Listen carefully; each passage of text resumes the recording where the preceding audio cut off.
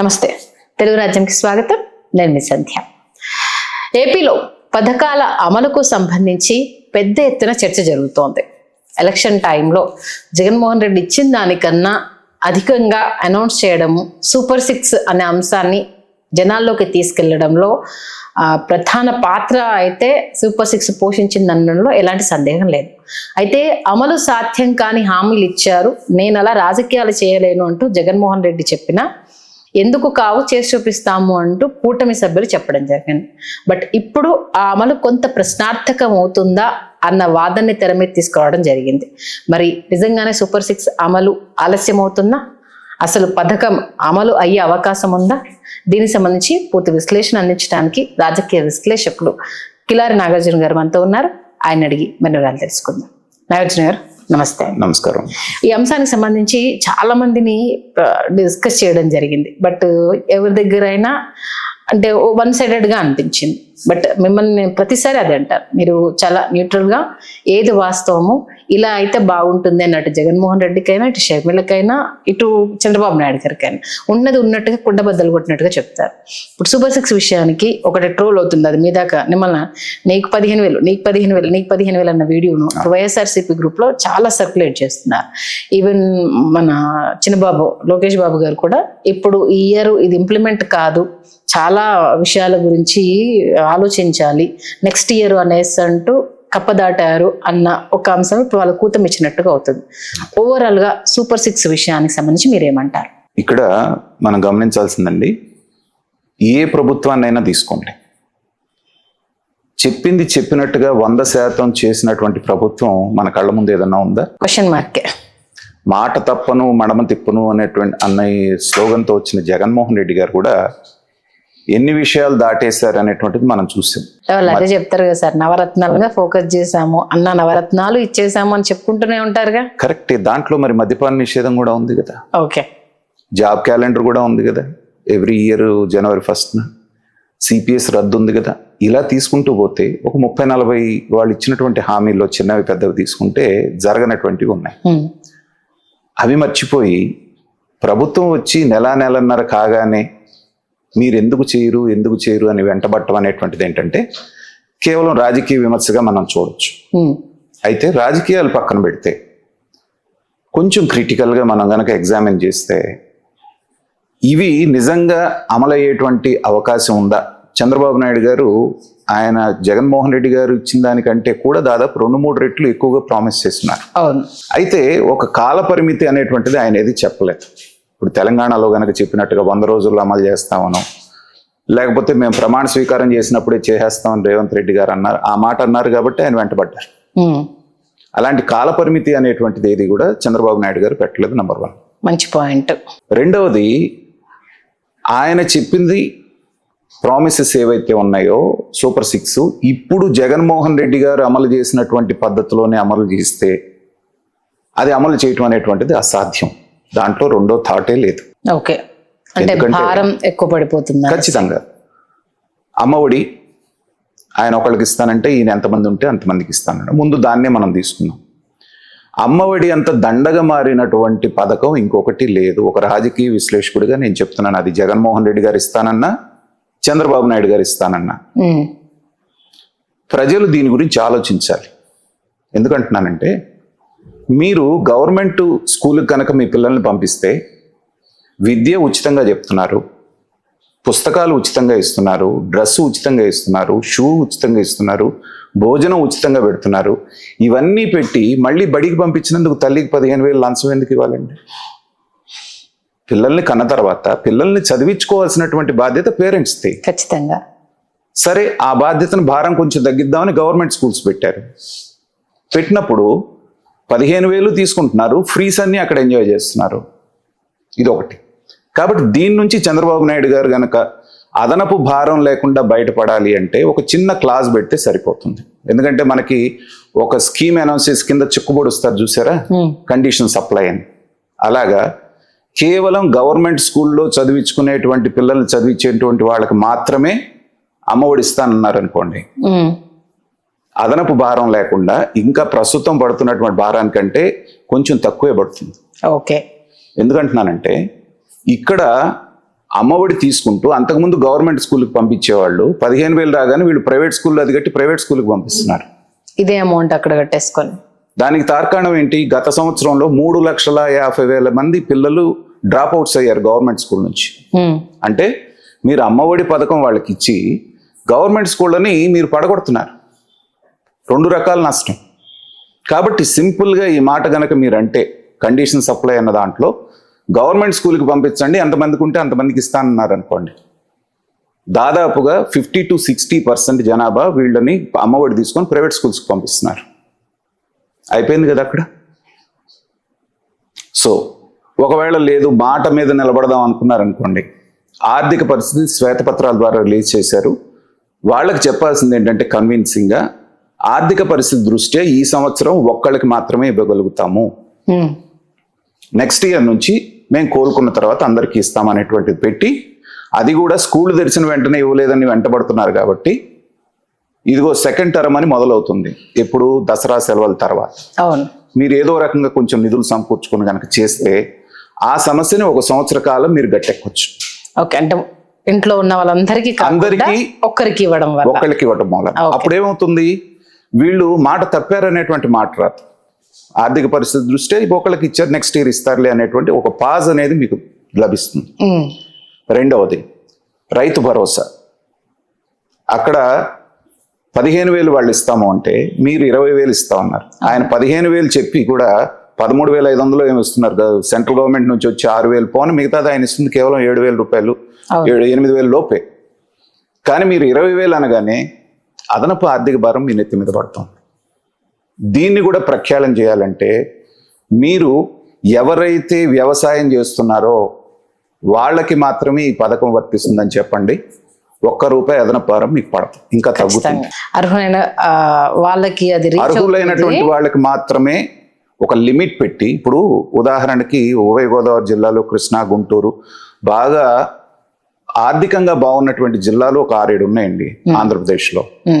దీంట్లో 50 నుంచి 60% భూమి ఓనర్లు దున్ని పనిచేయట్లేదు. ఎవరైతే ఆ యజమాని ఉన్నాడో వాళ్ళ పిల్లలందరూ అమెరికా, ఆస్ట్రేలియాలో వెల్ సెటిల్డ్గా ఉండి ఇక్కడ కౌలు చేస్తున్నారు.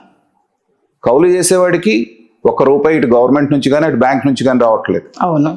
ఇతను వ్యవసాయం చేయకుండానే రైతు భరోసా తీసుకుంటున్నాడు, బ్యాంకులో నుంచి లోన్ తీసుకుంటున్నాడు. ఇప్పుడు తెలంగాణ పరిస్థితి చూడండి, రైతు భరోసా తీసుకుంటున్నారు వాళ్ళు, తర్వాత వచ్చి బ్యాంకులో నుంచి రుణం తీసుకుంటున్నారు. 2 లక్షల దాకా రుణం తీసుకున్న వాళ్ళకి రుణం కూడా మాఫీ చేస్తున్నారు. అవును. వీళ్ళెవరు? వ్యవసాయం చేస్తున్న వాళ్ళు కాదు, ల్యాండ్ కౌలుకి ఇచ్చి అక్కడ ఇక్కడ ఉన్నటువంటి వాళ్ళు భూస్వాములే దాన్ని అడ్డం పెట్టి లోన్ తీసుకున్నారు. రుణమాఫీ అవుతాను. ఎంత దుబారా అవుతున్నట్టు.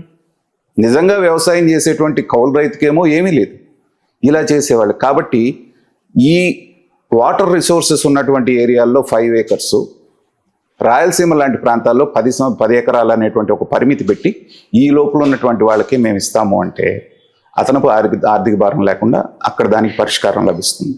ఓకే. మూడవది 18 సంవత్సరాల నుంచి 59 సంవత్సరాల వాళ్ళ వరకు మేము నెలకి 15,000 ఇస్తామన్నారు. 1,500 అంటే దాదాపు మీకు ఎంత అయింది? 18,000 రూపాయలు సంవత్సరానికి అయింది.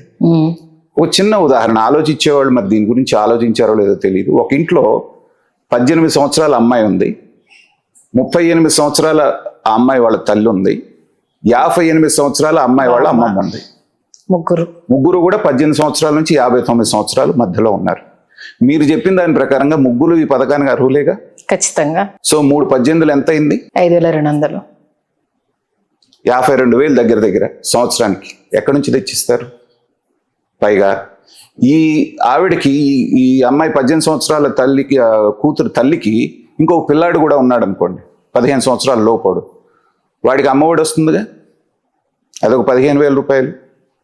ఆ పెద్దావిడికి ఇంకా వెళ్తే పెన్షన్ కూడా వస్తుంది కదా, 4,000. ఈ లోపల ఈ ఆడ మనిషికి భర్త లేడు అనుకోండి, వితౌట్ పెన్షన్ వస్తుంది కదా. అంటే పాసిబిలిటీ చెప్తున్నాను నేను. ఎంత ప్రజాధనం ట్యాక్స్ పేయర్స్ పథకాల రూపంలో ఎంత వేస్టేజ్ జరుగుతుంది అనేటువంటిది. కాబట్టి దీనికి కూడా ఒక పథకము 2 పథకాలు మించి ఉన్నప్పుడు ఇది వీళ్ళు అర్హులు కాదు అనేటువంటి పారామీటర్ పెడితే బ్యాలెన్స్ అయిపోతుంది. కానీ వ్యతిరేకత వస్తుంది కదా, అక్కడికే వస్తున్నాను నేను. మీకు ఓట్లు వేసిన వాళ్ళందరూ ఎవరు? మొన్న ఎలక్షన్లో 164 సీట్లు ఇచ్చింది, పథకాలు తీసుకున్న వాళ్ళలో 90% మీకు ఓట్లు వేయలేదు. ఐరన్ ఇక్కడికే వస్తుంది. 40% అటు వెళ్ళిపోయింది. ఓకే, పథకాలు తీసుకున్న వాళ్ళందరూ కూడా జగన్మోహన్ రెడ్డి గారి వైపే ఉన్నారు. కానీ మీకు ఓట్లు వేసిన వాళ్ళు ఎవరు కూడా ఈ పథకాల మూలన బెనిఫిట్ పొందుతున్న వాళ్ళు ఎవరు లేరు. ఓకే, మీరు 3 రెట్లు పథకాలు ఇచ్చి ఎవరికి ఇస్తున్నారు? మీకు వ్యతిరేకంగా ఓట్లు వేసిన వాళ్ళకి ఆయన వాళ్ళకే చేశారు, మీరు వాళ్ళకే చేస్తున్నారు. చేసినంత మాత్రాన వాళ్ళు మీకేస్తారని నమ్మకం లేదు. అంటే ఎలా లెక్క కట్టడం? మీరు అన్నది మంచి పాయింటే. అంటే వీళ్ళు మనకు ఓటు వేయాలి, ఇప్పుడు అట్లా చేస్తే ఏంటంటే మళ్ళీ వాళ్ళలాగా విడదీసి చూస్తారా అన్న ఇంకొక పాయింట్ ఉంటుంది. విడదీసి చూడటం లేదండి, ఇక్కడ అదే అంటున్నాను. సూక్ష్మంగా బయటికి కనిపించేది వేరుగా ఉంటుంది, విడదీసి చూడటమే. ఎందుకంటే ట్యాక్స్ పేయర్స్ అండి, 15 లక్షల రూపాయలు పైన శాలరీ తీసుకునేవాడు 30% ట్యాక్స్ కడుతున్నాడు. 30%.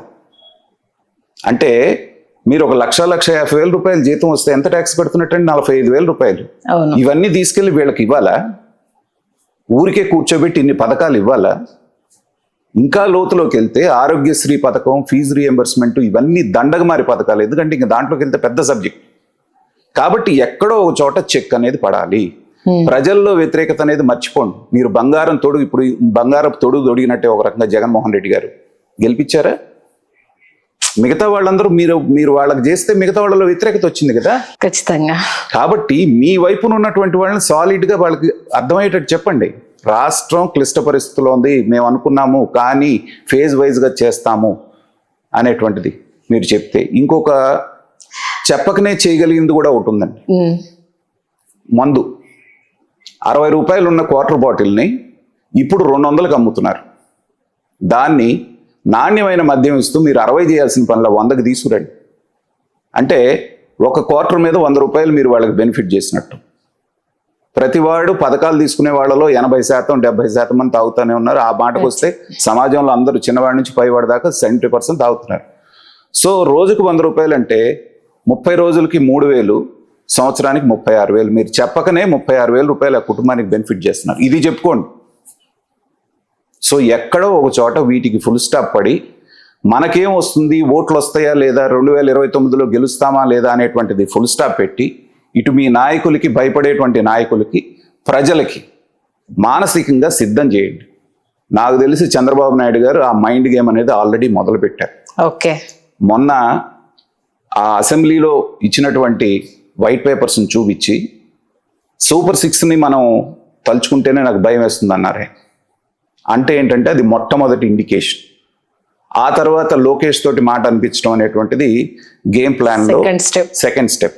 ఇలా మానసికంగా సిద్ధం చేసి, అవునులేరా రాష్ట్రంలో పరిస్థితి బాగోనప్పుడు, కొత్తగా ఏర్పడ్డ రాష్ట్రం ఇన్ని అప్పులైనప్పుడు ఏముందిలే ఒక సంవత్సరం అనేటువంటిది మానసికంగా వాళ్ళని సిద్ధం చేస్తున్నారు.